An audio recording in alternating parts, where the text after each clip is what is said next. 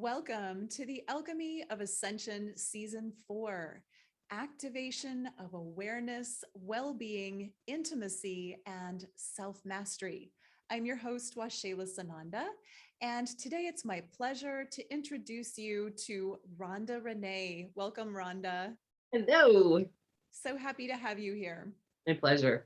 So before we jump in, I would love to invite everyone to join us in a short meditation to get us all aligned and present and really here to receive whatever information is shared today. So let's begin by closing our eyes, tuning into the breath, just deepening into presence.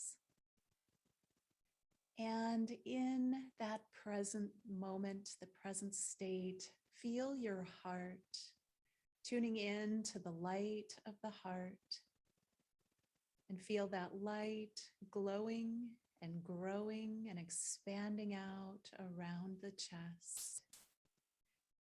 And now bring your heart light up through the top of your head all the way up and tune in to Central Sun, the heart of Central Sun, feeling that warmth, loving energy in the heart of Central Sun, and then bring that back down through the crown of the head, through the spine, lighting up your heart center, down to the base of the spine, and then all the way down to the center of the earth and the heart of Mother Gaia, feeling her nurturing heart energy.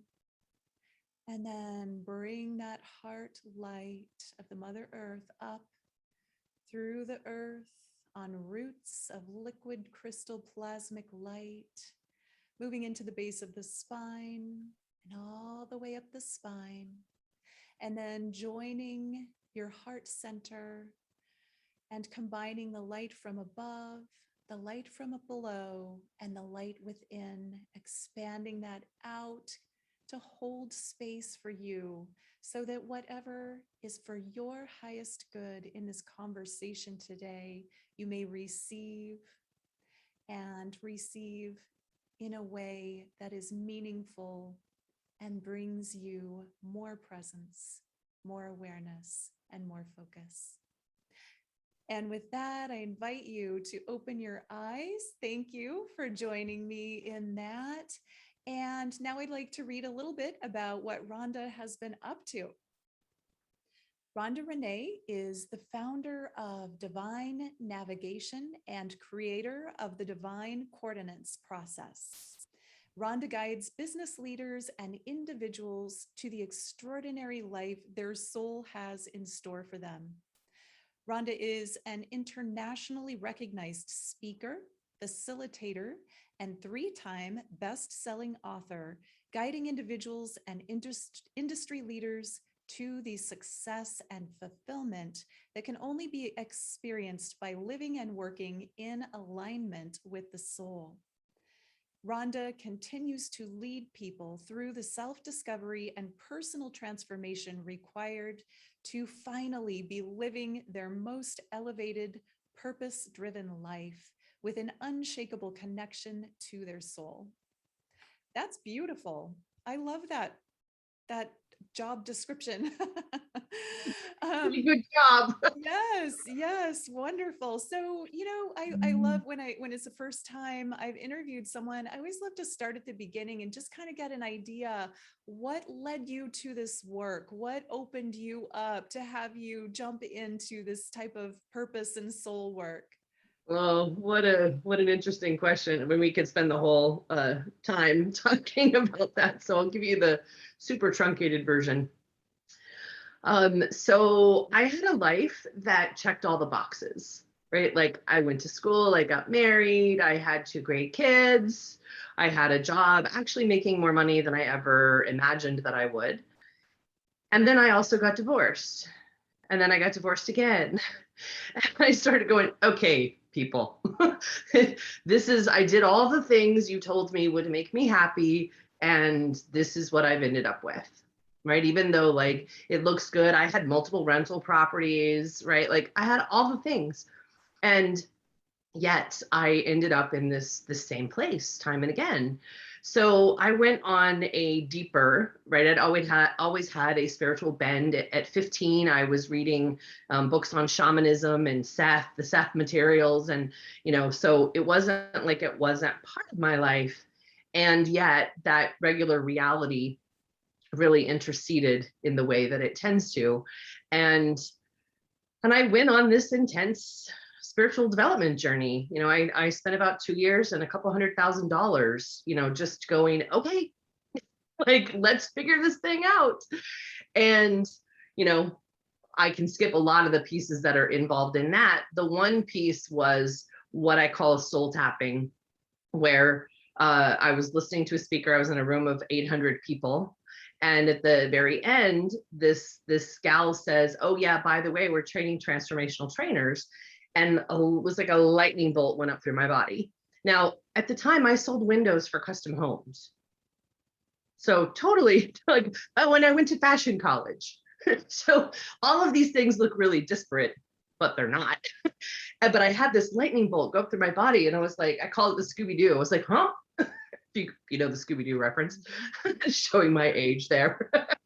So I like ran up to her and I said, I don't know what it is, but I think it's me. And I don't tend to go like meet speakers or, things like that. It's like, you can be great. And I don't need to know you personally to be able to receive and respect what I've received from you.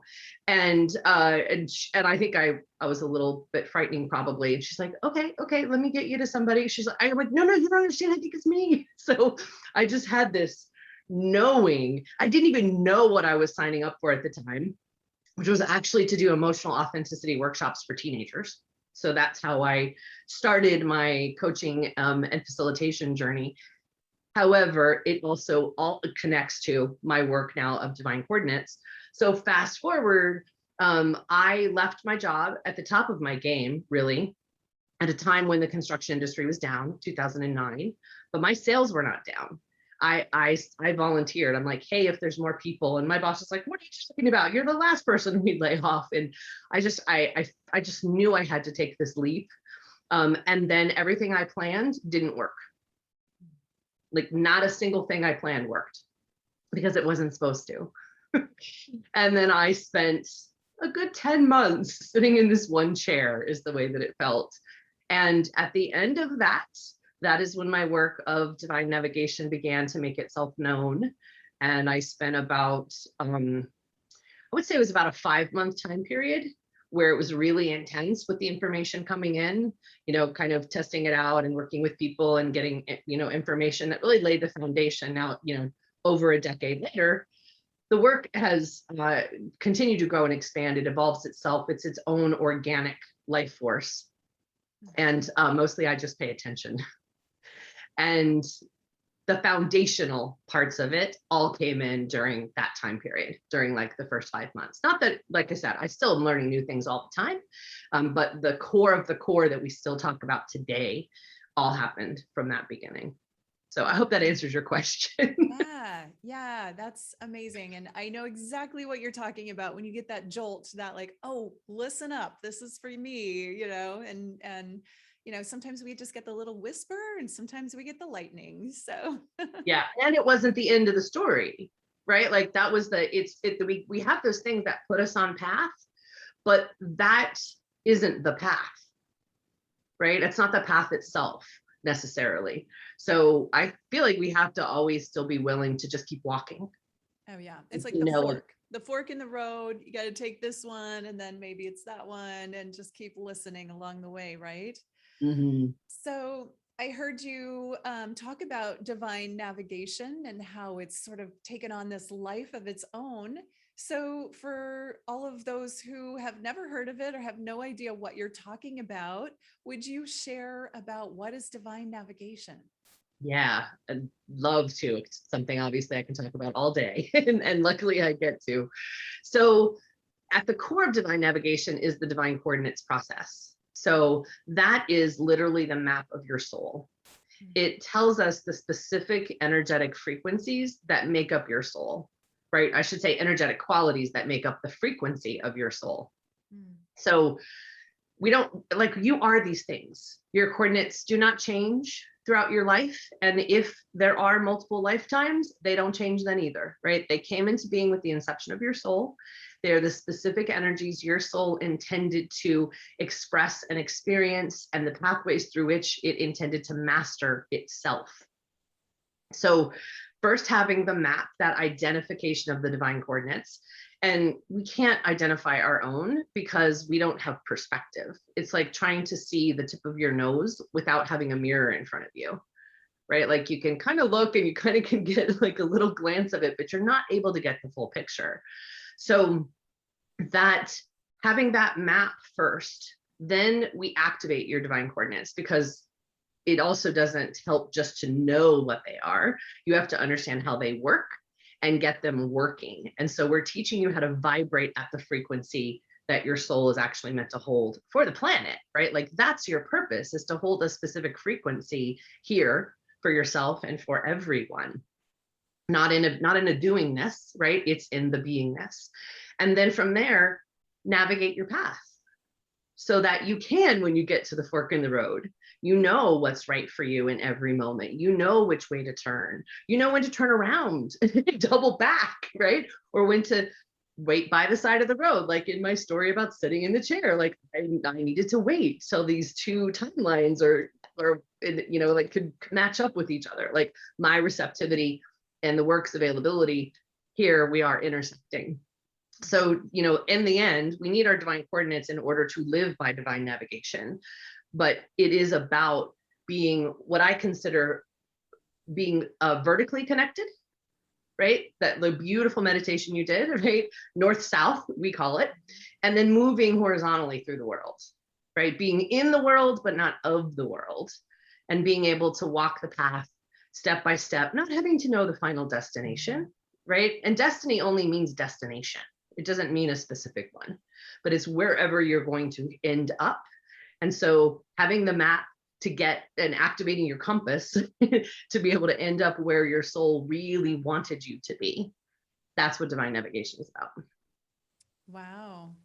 That sounds really helpful, especially for people that are like, I don't know what I'm supposed to be doing with my life. So does it elicit an understanding of purpose? Absolutely. Absolutely, it does. There's a little extra distinction I make with purpose, and I kind of hinted to it. So I see purpose not as what you do, but who you are, who you're meant to be, right? So for me, everyone has the same purpose.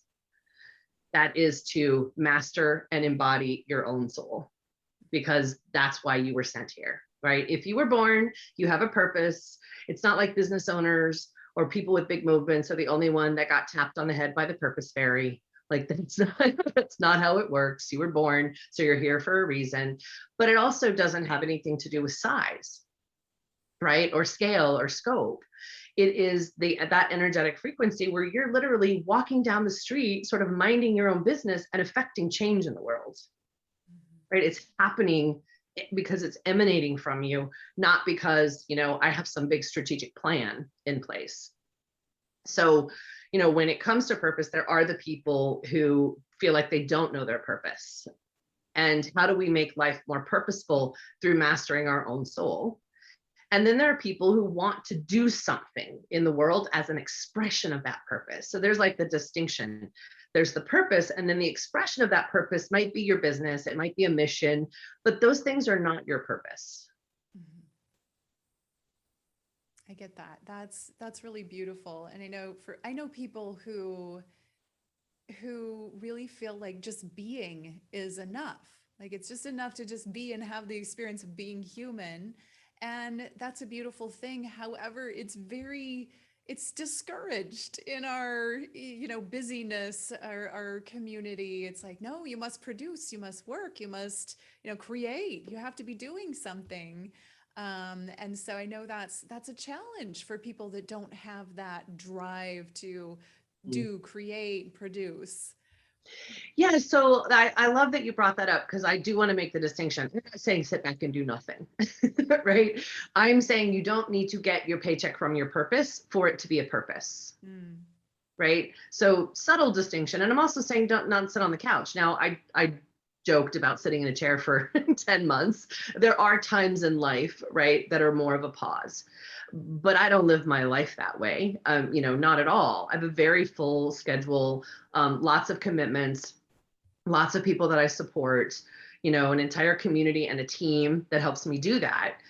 That doesn't mean that I'm pushing for that purpose, right? I'm still listening for the inspirations. We just yesterday made an adjustment to some things we had planned because I was like, that feels crunchy. It's not feeling aligned.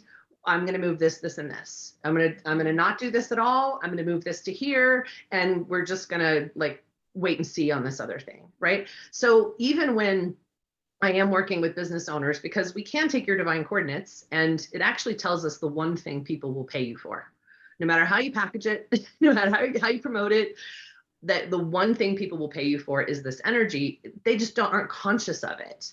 So we can take that and build it into your business and be running your business from that place. So I'm always striving to do that. I'm not going to say I do it perfectly, right? I'm still managing my human and my soul interface, but when I can pause and be connected, then I know what I want to say yes to. I mean, just like your invitation here, I think I said that to you, when we first connected to explore me participating, was like, yeah, it's a yes for me. And there were parts on my team who thought, I don't know that this is the, for whatever the reasons they had, I was like, nope, this is a yes. So there's a dance with it. And no one is meant to just sit back. I mean, yes, there are people who can go and be in a cave and, and affect change in the world. But what I really feel like is changing our world today is us being as present in the world as possible from the higher vibration, right? We aren't meant to exit. It isn't about escaping this reality in this space. It's about digging deeper into it, but from soul to really anchor and then express and emanate and be inspired and follow those actions, not doing for the sake of doing, which is, what our society, like we have to be so busy to prove our value and our worth. And, I used to be one of those people and it was exhausting. Part of the reason I sat in a gym for 10 months is because I had terrible adrenal fatigue for all of those years. Yeah. High stress and pushing. Yeah, I thank you for sharing all of that. I really get that. And you said, the way you say it is embodied ascension. And I actually have changed my terminology from just ascension to embodied ascension because people have this idea that, oh, it's about getting out, getting out, getting out. It's not, it's about bringing the frequency from within out and up and from within though. And I like to say we only have these bodies for a brief time while we're here. Let's make the most of it. Then we get to go fly. Yeah. Yeah. And the other thing that I love about that, and I connect to it, because people will ask all the time, like, why am I dealing with this same pattern again in my life? And just had this conversation 2 days ago with a client I've been working with for about a year or so. And she's like, I did this. And I'm like, yes. And because we have each of us has our divine coordinates and they don't change, we aren't learning different lessons. Like that's the good news and the bad news, right? Our ascension is about how we manage the patterns that are already programmed in essence into our soul, not to trap us. It's not a trap. It's the mastery component. It's the knowing, oh, here is my pattern. I call it the karmic handcuffs. When we have our maybe in a little bit we'll show a graphic. So in your divine coordinates, it is like a compass and you've got an energy in each direction and then you have a culmination, and the heart and the mind are west and east, and the way they play together, they're on an infinity loop, right? So you have this infinity loop, but if you're trapped in a loop and you're not hitting south to north, it's like stick your hands right in that infinity loop and you're in handcuffs. Right? You're running this same pattern. So we have to unravel the pattern, land here in the South in the physical reality so we can go up, but not out. Yeah. I love that. It really brings to mind this experience I had recently. I was at a retreat and I went out of body spontaneously. You don't Oh, you don't plan these things.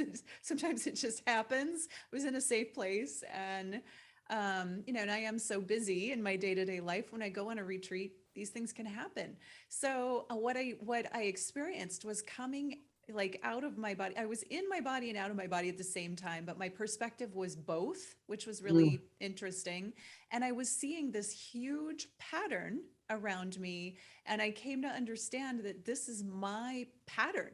Like, this is the pattern of my soul embodied in this body, and that, they were geometric formations that could actually be worked with, changed, manipulated, cleared. Like, there would be a foggy area, and I saw how I could go in and like clean that area and make it clear again, and clear consequently a pattern that's been happening in my life. And mm. it's very connected to the way you're describing that. It's so cool. It is Yeah, so cool. brilliant. Yeah, and I'm clairvoyant, so the visuals always kind of, they come with so much information, but they it just makes perfect sense with what you're sharing. And before we move on, I did want to just ask you one more question about, you said the one thing people will pay you for, like I want to know more about that. Like, what kind of thing are we talking about? Yeah. Let me see if I can put my hands on an example really quick. That I was going to say that's not me, but maybe it's just easier to use me. Okay. Like, because most of the time I prefer to like show my clients. And actually, before I do that, I'm going to take a step back and just speak to the sacred geometry part. I don't know if you Okay, said sure. sacred, but I heard Yes. sacred. Yeah. Well, it is. So I think I've already got this set up to share a portion if we needed these. Yeah, I think that's working. So this is the sacred symbol of divine navigation. Some people would call it a logo. And I actually went through 4 or 5 designers before I got this. And the gal that I work with for my branding and for branding with many of my clients sent this to me in the first 16 concepts. But here's some important pieces that will make sense as I explain some of the other details. You'll see in the center, there's basically a pyramid, if you see that. And then that infinity loop I was talking about. That's the west and the east, right? And then the north-south pillar, it's really like a double-sided arrow because the energy is going up and down. Which is why I loved your beautiful meditations, very similar to a centering that we do when we're going to identify someone's coordinates to like get them into that space. So so that is going to help, I think, when I show you this next piece. So these are my divine coordinates. And I'll just walk through it. I can also, depending on how much time we have and what feels right, there's plenty of places I can get more information to anyone who's interested. So we don't need to worry if we don't cover it. So I feel like I need to assure those that are listening because it's very, very layered and rich. So each direction, actually, I'm going to step back and I'm going to just give it to you all at once. So west is where everything activates, starts the tumbler effect. That's the heart. It's the way you express and the way you experience unconditional love. And it's also the place where we have our greatest wounding. So it's why we skip over it. And then we have the east, which is more of the go-to for most of the society. It's very mental, cognitive. That's the way we view the world, the way we perceive the world. The way you can think about this is my energy in the west is the energy that my heart should be holding. Like all of my feelings should hold this particular energy. All of my thoughts should hold this particular energy if I'm in alignment with my soul. So then the south is our approach to the world. It's more of the action space. And so in modern society, we run between east and south very frequently, right? That's the primary thinking and doing, thinking and doing, thinking and doing. Now, there are people who are in reaction of emotion and then also wanting to escape the world, right? So it's not like there's only one pattern that can happen, but all of those are a dysfunction in the coordinates because they're meant to go from west to east. So from the heart space, affecting our mind, inspiring our actions, connecting us to spirit, which is really our highest ideal, right? It's the expression of spirit through you, your highest ideal. Now, when all of those are working the way that they're supposed to, which is in a bit of a spiral, right? West, east, south, and north, then up through the center of that pyramid is the peak experience that your soul wants to have. right? So it's your vision for the world. So when it comes to what people will pay you for, this is all just to lay the foundation to answer your question, is the north-south is what you do. The west-east is how you do it. Those are your tools for transformation. And the center, the divine coordinate at the peak, is your soul's motivation. Your ideal client may not be interested in that, or they may not know that they want that, but they're going to get it because it's the magic. It's the real magic of the result of what you do. So that being said, here are my divine coordinates. So when we're working with divine coordinates for the individual, we first focus on the receiving mode, which would look like I am truth, empowered through authenticity and possibility, recognizing potential. When I'm doing it for other people, it's I empower truth through authenticity and possibility, recognizing potential. So whether I'm working with a successful professional, for example, whose life works like I was, right? Like my work, everybody's like, what's your problem? What are you complaining about? You got all the things and did all the stuffs. And those people are looking for more satisfaction, right? Thinking that, they told me that satisfaction would come with success, and it didn't. Well, that's because it's actually the other round. Success comes from satisfaction of your soul. Or with a business person, right, who doesn't want to run their business in a pushy, like try to make it happen as if you think you're the one doing it all, right? Like that's my joke is I just work here, like listen and obey. I just work here. Tell me what I'm supposed to do, right? And I'm asking my soul. My soul is my business partner in all of this. So either way, I'm only a one-trick pony, and so are you. And so you and you and you and you, right? We are all one-trick ponies. There's a thing that we are so masterful at, but also really unconscious of, and inhibited by the dysfunctions happening in our own soul, in those coordinates and how they're supposed to work. So I empower truth. That's what I do. I actually don't know how to do anything else. And it's not my truth, right? It's your truth. It's about the divine presence within you. And how I do that is have people become congruent in their expression, right? In their expression, in their experience, in making sure internally they're emotionally congruent first, and then can share that way. Then look at what are the aligned choices for them, right? What's really possible for them, not as in like anything's possible, but there's some distinctions between what's simply an opportunity and agenda, and it looks like it should work, or what's really aligned for you. Because with those two pieces, truth is empowered, and then you're going to see your potential. I can see it, right? Like that's a skill that I have always had. It's like my absolute superpower. And the way that I have everybody else see it is through these other 4 directions. So was that clear? Yeah, I love that. And, I love the graphics. I love that, just recognizing potential. That's powerful. And it's so helpful to have somebody else, recognize potential in another. And I think that's what coaching is all about. I'm all about having coaches for, various things, because to have that reflection is so important. And like you said, we don't always see ourselves clearly.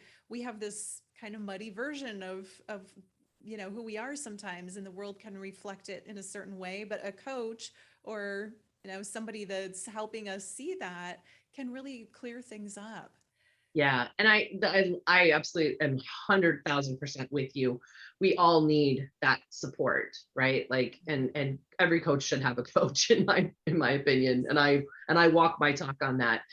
And there is a piece where it's really got to be a neutral third party, right? Like sometimes we have people in our lives and what they're reflecting to us is what they want from us, who they know us to be, right? And just because you've been being someone doesn't mean that's who you are. So the extra piece, right, is that a coach would be, but if it's a confidant or a friend or things like that, I learned the hard way that those people are not always neutral. They have skin in the game, and you changing or not changing affects their reality, and they may not be as neutral and really be seeing all that you are.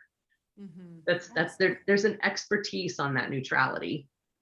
Yeah, yeah. I mean, a partner is always going to be a partner. Friends are always going to be friends, right? I mean, certainly there are friends that are going to be more straightforward than others, but there is, yeah, it is a beautiful thing to have someone that is not that doesn't want anything other than to stand for you and like you said, kind of point the way like the compass. And that's the beauty of having a coach, because they're usually not a friend or not in your inner circle or not someone that you're in partnership with. They're a coach, and that is that they have a different way of seeing things and reflecting them back, and then helping us see them ultimately.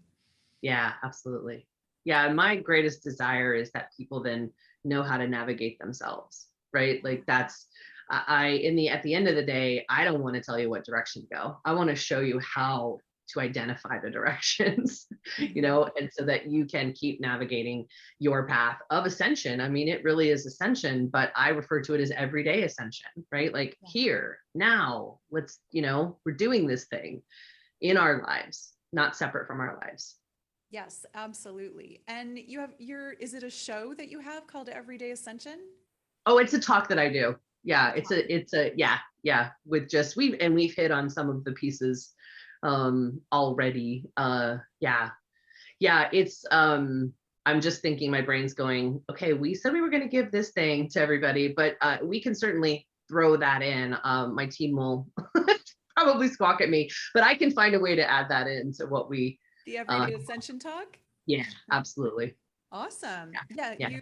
you did your gift is it's a mini it's what does it say? Experiential Yeah. mini audio training. Is that a different thing? A different thing. Yeah, it's a different thing. It's a different thing. Do you want me to share that now? Well, you might as well, since Okay. I I'm like, it's my fault because I started thinking about that's all the things. Um, I mean, there's always so much I want to give.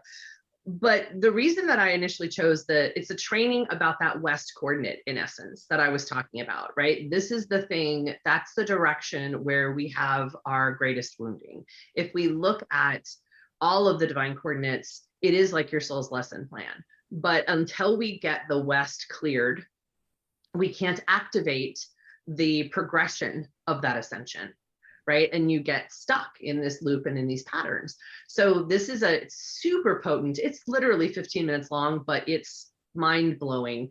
And I don't be afraid of it.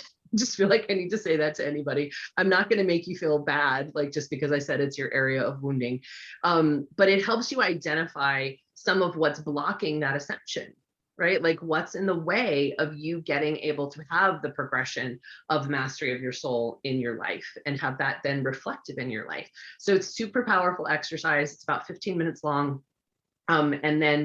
And then this is the juicy part. So tell me what your emotion is, right? Send me an email and tell me what your emotion is. And everyone who is participating in this event, we're going to put everybody in a hat and we're going to give away 4 complimentary sessions, divine next step sessions. That's not where you get your divine coordinates identified, but you'll be able to see more of what's keeping you from living from your soul.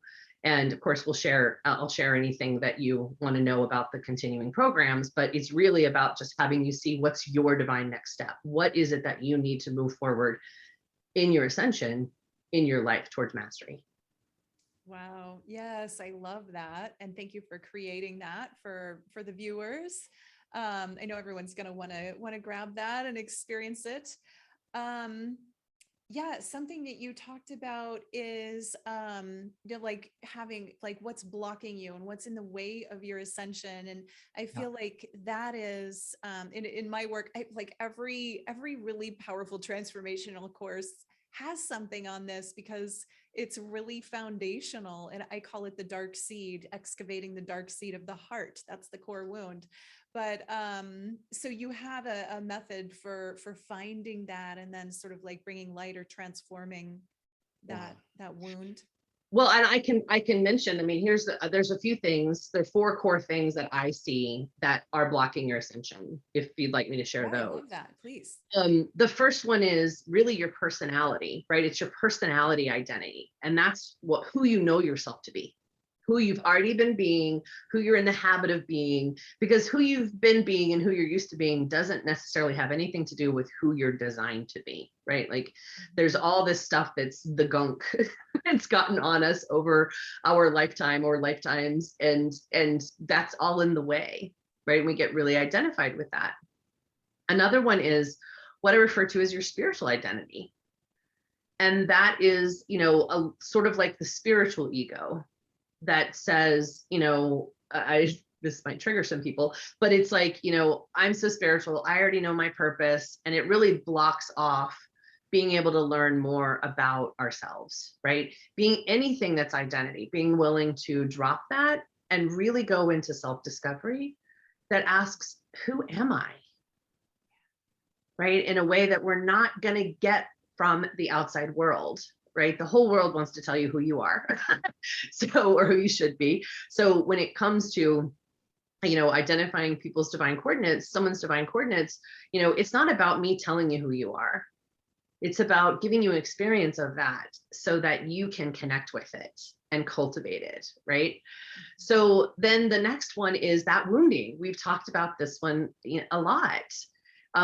It's the ways we unconsciously protect and we don't actually give ourselves the chance to receive all the love that's actually present. But the key distinction is that there is a particular flavor, right? In our public Facebook group, someone just asked me the other day, she got her coordinates years ago, and she said, oh, somebody asked this question about what does it take to be seen and understood? She's like, I realized it's my appreciation energy of my West coordinate. Is it that simple? And I'm like, yeah, it is that simple, because seen and understood is another way to say loved, right? And so each of those is different, right? She needs that energy of appreciation, but also has a pattern of feeling unappreciated. So can't even feel when appreciation is coming at her, right? Mine's authenticity. And so if someone isn't allowing me to be authentic, then I'm not going to feel loved. They're not going to let me just be me. And then at the same time, I've had a pattern of going like, they just won't let me be me, right? So we're in essence creating our own suffering in the whole scenario, right? And it's keeping us stuck. And then the other one is, I also mentioned those karmic handcuffs, right? So there's a paradox inside of our divine coordinates. It's the classic heart-mind split. It's where these two energies are seemingly in opposition to one another. So because you saw my coordinates, I'll use that as the example. So I have authenticity in the West and possibility in the East.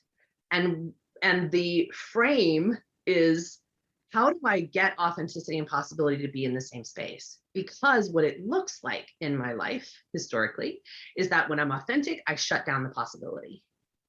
If I chase the possibility, then I'm sacrificing my authenticity. But they're on an infinity loop and they're supposed to dance together. So when they're not, that infinity loop becomes the handcuffs. So how do we break apart that pattern and get them to work together? So those are the 4 core things that I see that block ascension. And for me, ascension is the ability to move through the base of the pyramid at the center of our sacred symbol. And I'm going to use this visual again really quickly to show, because I think this will make a difference in the way that you're seeing this. So with the center of the symbol here, right, is the pyramid. Mm-hmm. So if we look at it as, we're going through each of those 4 foundational corners, and then we're reaching up through the peak to get to the peak experience, right? But then guess what? This is where the ascension comes in. You go through the base, you go up through the peak, you get what I call hang time, where like you're kind of floating and things are good and nothing needs to change. And then your soul says, okay, time to grow again. And we go up into the base of another pyramid and we're going through the cycle. That's why people say, I'm dealing with this again. No, you're dealing with the same energetic pattern on another level. And guess what? There's another one. So the stairway to heaven is built out of pyramids. I love That's that. essential. Yes, yes, very, it's all so correlated with, I mean, it's everything that the way I see it too, I call it the spiral staircase where you're always going up, but sometimes you're coming around the backside and then you level up and then you come around the backside, So, right? hey, that's why I knew I was like, yes, this is a yes. I didn't care what my team said. I'm like, I don't care what the calendar says. We're going to move something. And we did. Yeah. Yeah. And those patterns, they keep coming, a new level of the pattern comes to be cleared and a new, new, I guess, pyramid of the pattern is always, there's always more there. And that's kind of the beauty of it, because as long as we're here, we are always evolving. There's always this opportunity to continue the journey, and it will continue until we stop. Yes. Yes. Yeah. Absolutely.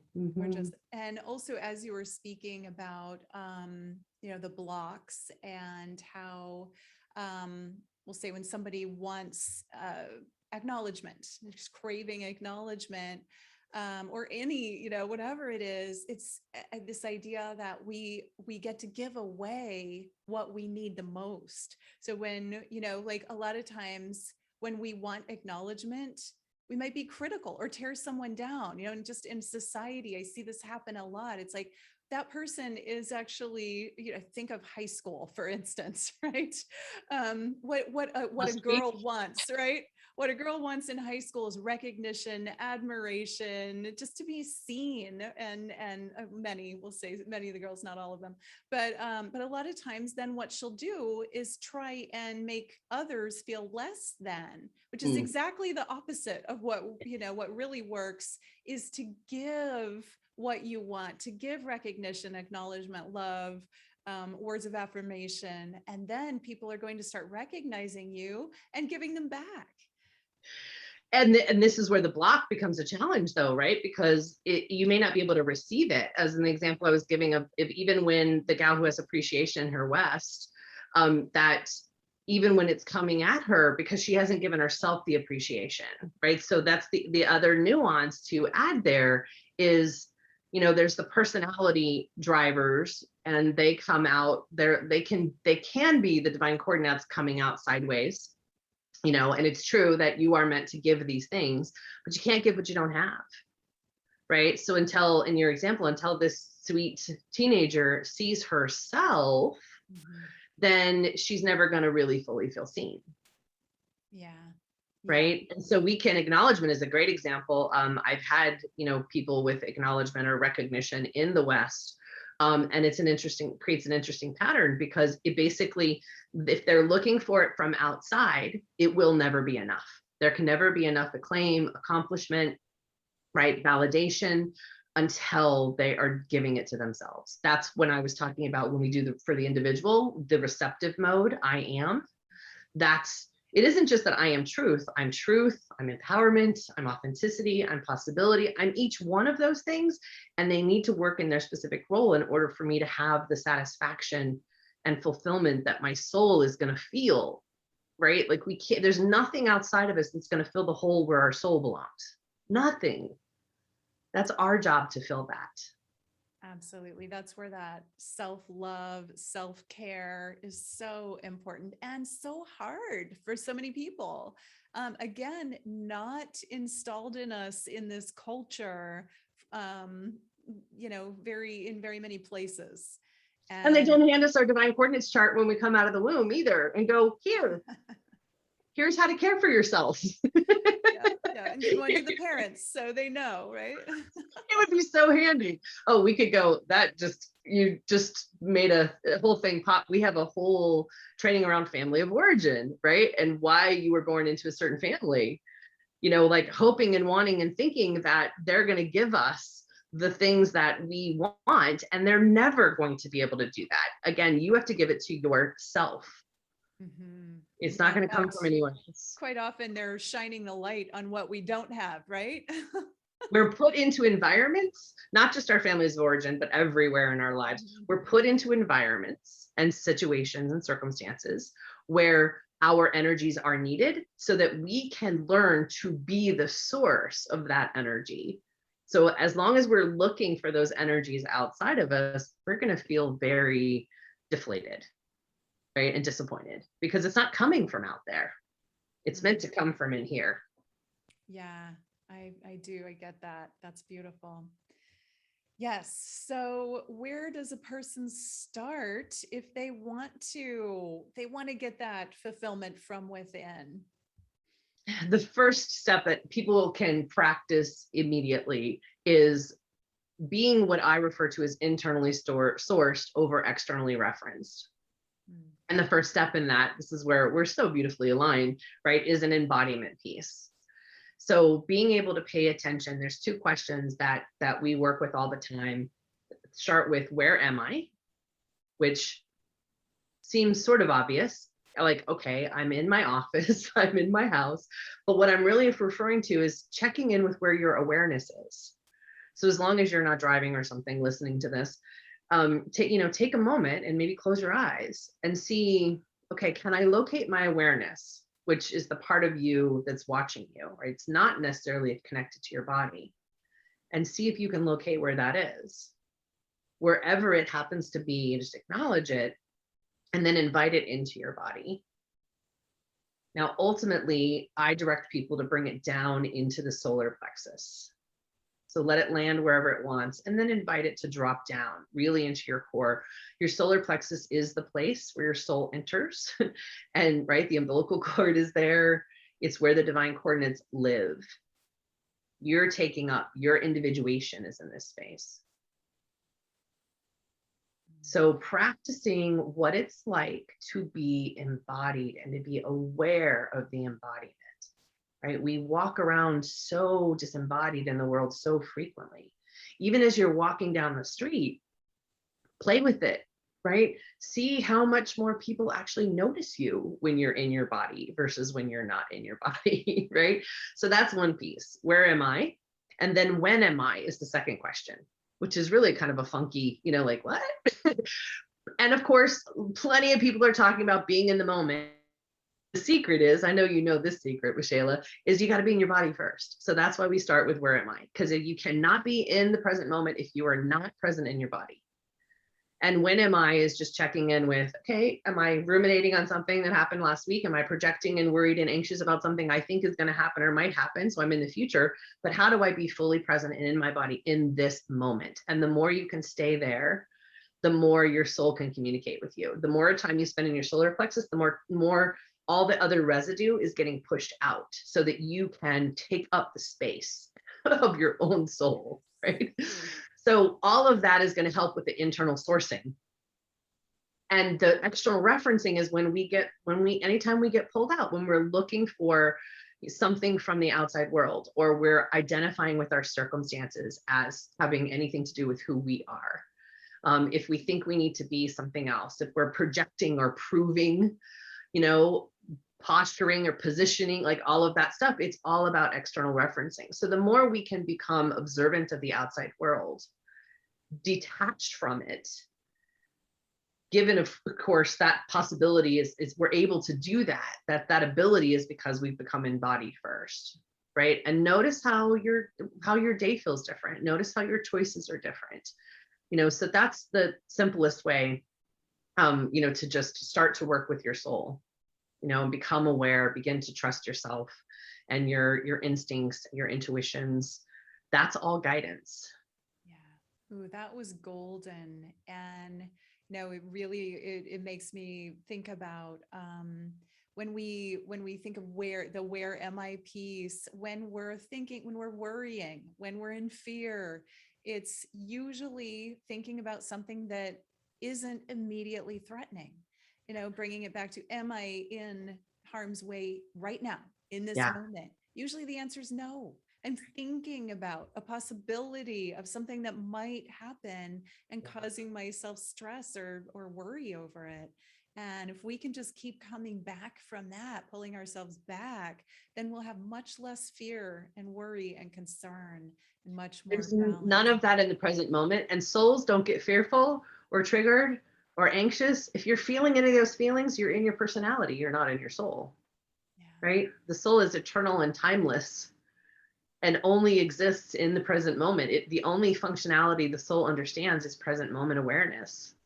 So, all of those things that pull us out are basically pulling you out of your soul. But I feel like it's important to say that doesn't mean you don't function in the world, right? Like please don't anybody make it mean that. I'm not talking about, being in meditation, but what if you lived your life as a meditation? Mhm. Yeah. That's what we're being challenged to do. Yeah. And, and you can be walking and being present all the time. It just Mhm. takes that focus and that pulling yourself back from wherever we go all day Yeah. long, right? Like Mentally. reading a book. I love to practice it reading a book. I try to check with myself obviously throughout the day, but if I'm just sitting reading a book, I'll like, that's a great place. It looks like it's passive, but I can make it really active and feel like, am I on the pages of the book or am I here seeing the pages of the book? Yeah, that internal movie experience. Mhm. Oh, wonderful. Well, this hour has flown by and I've loved this discussion so much. And I want to remind everyone to grab your free gift. I'll have the link attached. And I just feel like this, I know there are people that wanted and needed to hear this information today. There's so many gold nuggets in what you just shared. So thank you so much, Rhonda, for everything that you shared and for your generosity. Thank you for having me. Such a pleasure to be in the space with you. Yeah, absolutely my pleasure. And to everyone watching and listening, thank you so much for tuning in. I appreciate you so much. And just know that we're all on this journey of ascension together. You are not alone. And namaste.